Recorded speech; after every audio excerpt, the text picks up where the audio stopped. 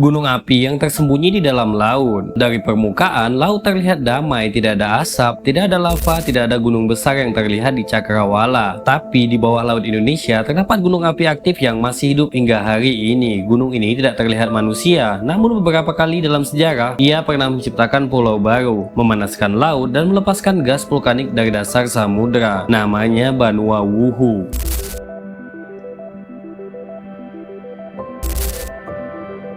Banua Wuhu berada di Kepulauan Sangihe, sekitar 45 km dari Gunung Au di utara Sulawesi. Gunung api ini berada sekitar 400 meter di atas dasar laut, tetapi puncaknya hanya sekitar 5 meter dari permukaan laut. Itu berarti hanya sedikit bagian laut yang memisahkan magma aktif dengan atmosfer bumi. Indonesia berada di atas Ring of Fire atau cincin api Pasifik, sebuah zona sepanjang puluhan kilometer tempat lempeng bumi saling bertabrakan. Di wilayah seperti ini, satu lempeng samudera menyusup ke bawah lempeng lain. Proses ini disebut sebagai subduksi. Tekanan dan panas luar biasa dari proses tersebut menghasilkan magma, dan magma itulah yang membentuk gunung api. Indonesia memiliki lebih dari 120 gunung aktif, salah satu jumlah terbesar di bumi. Namun sebagian gunung api Indonesia tidak berada di daratan. Banua Wuhu terletak dekat Pulau Mahengetang di Kepulauan Sangihe antara Sulawesi dan Filipina. Kawasan ini berada di Laut Maluku, salah satu wilayah tektonik paling kompleks di Indonesia. Banua Wuhu merupakan bagian dari busur vulkanik Sangihe,